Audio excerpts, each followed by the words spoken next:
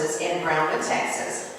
She started Balancing Act in 2021 after a lengthy career as a full-charge bookkeeper and manager of a small business.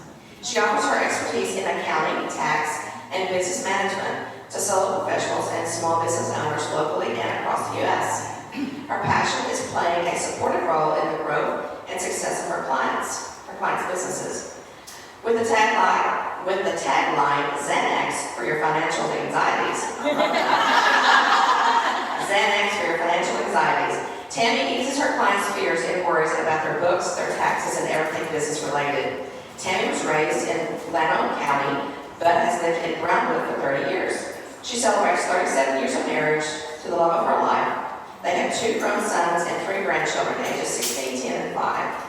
She makes no secret that the Grands live with her and Mr. Fisher. They call it reparenting. I love that, reparenting. And says it keeps them young. The little one is autistic. Special needs advocacy is another of Tammy's passions, along with reading, cooking, gardening, and traveling. This is my circus. They are my monkeys, she often says. You might also hear her say, you get what you give. Tammy believes in putting good into the world and it being of service. With no advertising and not a lot of effort, Balancing Act is growing steadily. She believes that God will bring the right people at the right time for their needs and for hers. Let's give a warm welcome to Tammy Fisher.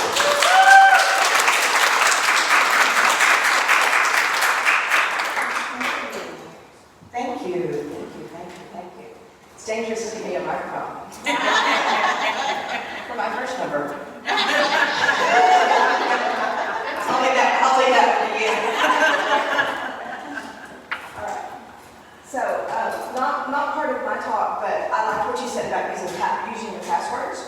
And what I do for my passwords, and especially for anything that has to do with my business, so my bookkeeping software and my tax software, and for my personal accounts, I use scriptures.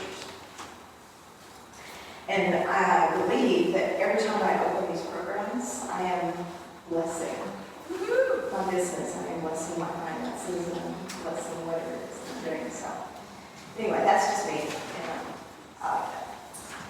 So I'm here today to talk to you all about, we went back and forth about the name for my talk. I think we called it Small Business 101, the whys of small business. We had a lot of different things to call it. So let's talk about business formations briefly. How many here, by a show of hands, own their own business? Okay. How many people here are going to start their own business or want to start their own business? Back there in the back. Okay. All right. So, of those who have already started their own business, how many have set themselves up as a DBA, doing business as? Okay. And how many are LLCs? Okay. All right. All right. If you're going to be in business, DBA is the simplest form of doing business for yourself. So if you're going to do it, and that's like if you want to start a business, you're not really sure if he's gonna make a go of it, and you don't want to spend a whole lot of money to get involved. Just go down to the courthouse and set up yourself as Jane Smith, doing business as James Dog Trees. It works, okay? It only costs you a few bucks, and that will get you started as a business entity. Once you're up and running, if you want to get a little more complicated, then you can set yourself up as an LLC. Okay? Does anybody know why we set ourselves up as an LLC? Limit your liability. Exactly, because you limit your liability to that of the business, LLC, limited liability company. Very good. So, when you do that, you limit your liability to that of the company. However, there are rules in the way you have to do business and the way you have to operate to keep that structure protected. Okay? We're going to talk about that in just a minute. Does anybody here know what an S corp is? Yeah. that's We what. were an S corp. It flows through to your personal tax return. It's not like a C corp. It's not a C corp, that's correct. An S corp is actually not a business formation. It's a tax designation. So, an S corp is an election that you should take when you are an LLC. You can choose to be taxed as an S corp, which is, now see, it just left my brain out of what S stands for now. Subchapter corporation is what it stands for. So it's like a mini corporation in a way. So you can get tax advantages for being an S corp that you don't get for being just a plain old LLC. You're going to see a lot of people telling you when you start your business and you become an LLC, all of your friends and the guy that runs the taco truck down the street and all these people on TikTok are going to tell you, you need to be an S corp, you're going to save a whole lot of money in taxes. You walk away and you do not believe that because you're going to get into a whole lot of trouble if you file for that S corp and you do not know what you are doing. Trust me, I had to fix people and I've had to save them, and you don't want to do that. And then the last type of business formation is a C corp, and those are for the big dogs. We don't want to do that, and so you are very successful and you have a whole lot of money because those are for the Amazons and the Googles and the Walmarts of the world, right? Now, let's talk about the separation of business and personal funds. We call that commingling in our industry. It's very important for you to keep these things separate. Why do we want to keep these things separate? Well, first of all, because you want to keep clean records. If you are constantly dipping in and out of your business for your personal stuff, then it makes it harder for you to know if your business is actually making or losing money, right? Makes sense, okay? Especially if you are an LLC. So if you're an LLC and you are co-mingling your personal and your business transactions, we call that piercing the veil. And here's what that means. It means you're not actually really operating as an LLC. So, if something happens and you have a customer or a client who comes up and wants to sue you for something that they say you did, and your business insurance comes up and says, that's not covered, you're on your own, then, in essence, if it ends up going into court, the judge can look at your records and he can determine that you are not operating properly as an LLC, and now your personal assets are exposed. So what's a corporate veil? The corporate veil, you're going to ask me this. Well, you just want to use my slides. You just want to use your... That's what I'm talking about. Okay. Well, I'm going to say piercing the corporate veil is when you mingle personal and business together. So if you're, for me, it's when you have your business account, and your business account is James Cupcakes LLC, but you're using that to pay your mortgage. You're using that to pay to have your dog groomed. Okay? And you're calling it a business expense, and it's not. Okay? And we know it's not. Those should be, well, you shouldn't be paying it at all. You should be paying yourself. That's what I was gonna ask, would you just, write yourself a paycheck? You should be paying yourself. Yeah, for running. A draw, a distribution, Point.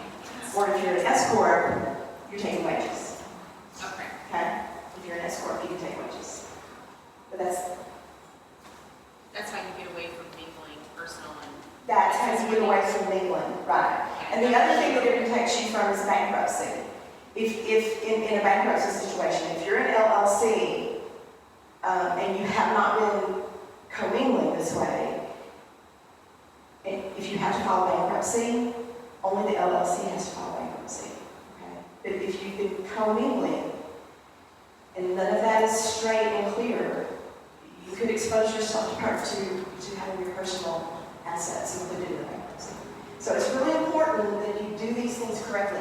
Other things that can happen when you operate as an LLC, it's not, and it doesn't have to do with just co-mingling with your funds as well. You have to operate as an LLC. So your checks need to have LLC printed on them. Your business cards need to say LLC.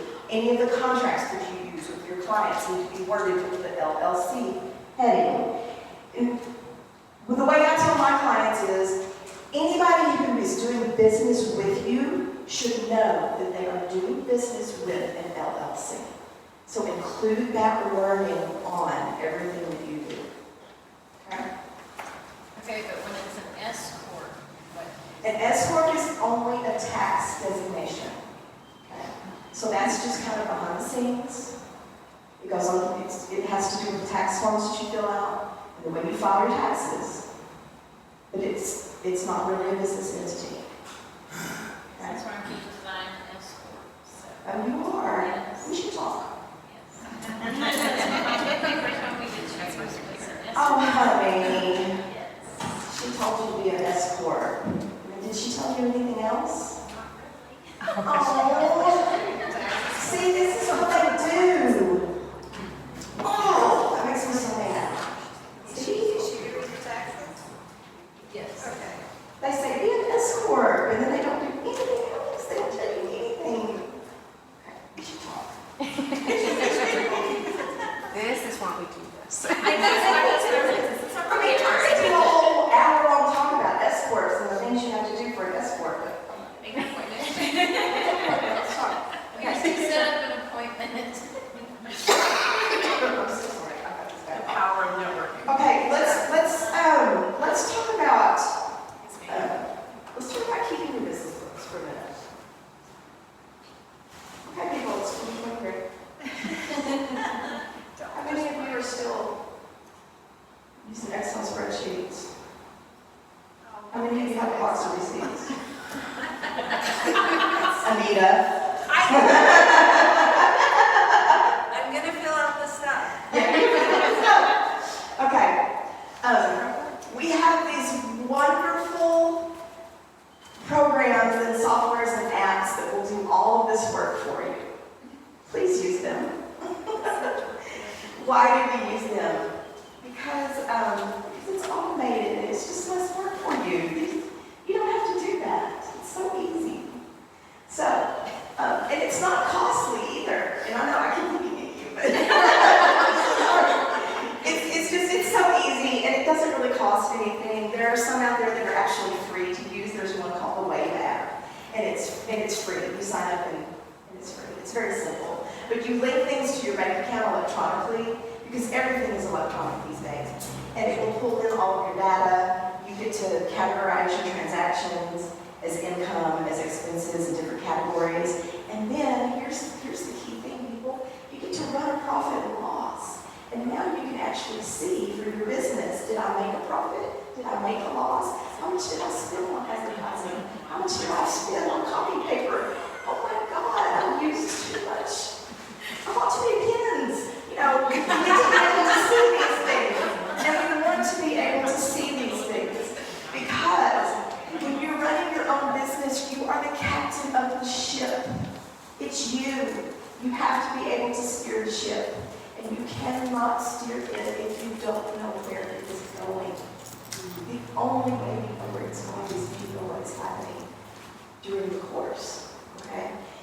If you are waiting until the end of the year to do all of the math to figure out if you made any money, and I'm just going to tell you, and I'm not expert in math here, but if you're doing that, you're not running a business, you're playing. You're just playing. I know, ouch. But really, a real business owner knows their finances. They do. And they know month by month where they are. Yeah, I was just gonna say, should we do it monthly? You should at least do it monthly, if not quarterly, because you have to know what are my revenues, what are my costs, what are my ratios, am I making money and am I not?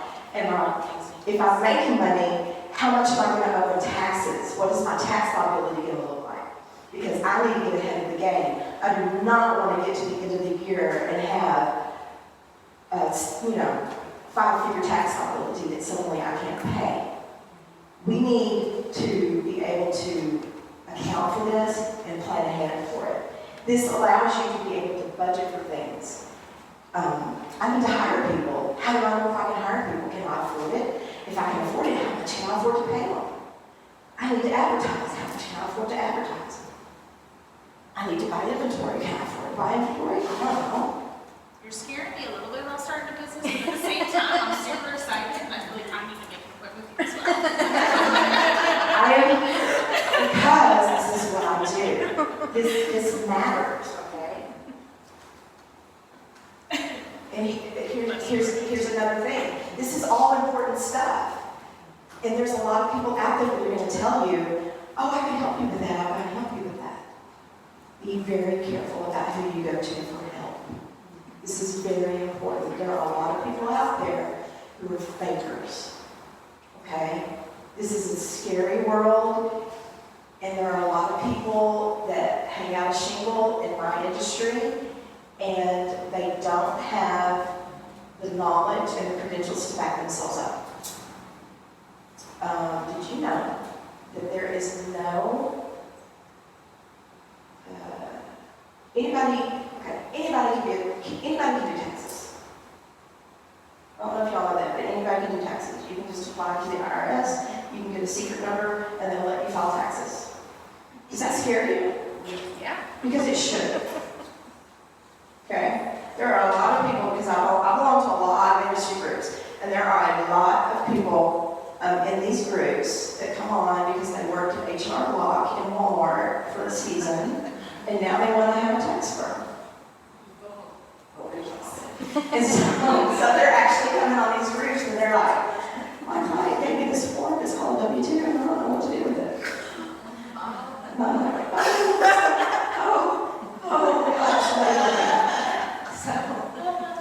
I see a new business opportunity for you, consulting. consulting, yes, consulting, I do consulting. There you go. So I'm here to tell you, when you go to somebody to talk about starting a business or to get advice about your business, vet them. Vet them. Ask them about their credentials, their experience. Ask for referrals, references. Ask for references, because we have worked hard to get where we are, to pay for our education, and we are more than happy to show it to you. More than happy. And it makes me mad that people have gotten the short end of the stick. I have clients that will be more than happy to tell you how I work for them. Okay? So be very careful who you go to. And please don't trust TikTok, because that's what you're watching. Oh my God, they're awful. You cannot claim your cat as pest control. You can't. Oh, I didn't see that. You can't. Your cat is not pest control. She's not.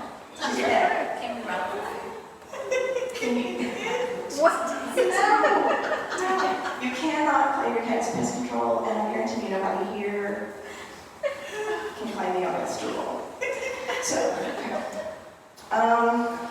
and so all of these things are important, and I'm very passionate about this. I'm very passionate about small business, and I'm gonna leave you. I don't know how much time I have left. You have 5-6 minutes. Oh, this is great. Okay, keep national anthem, because this is my patriotic small business speech. I don't even need my notes from here. Okay. Now we're going to preach. Okay. Small business is the backbone of the United States. Amen. Amen. Forbes study. 2 years in, 20% of small businesses no longer exist.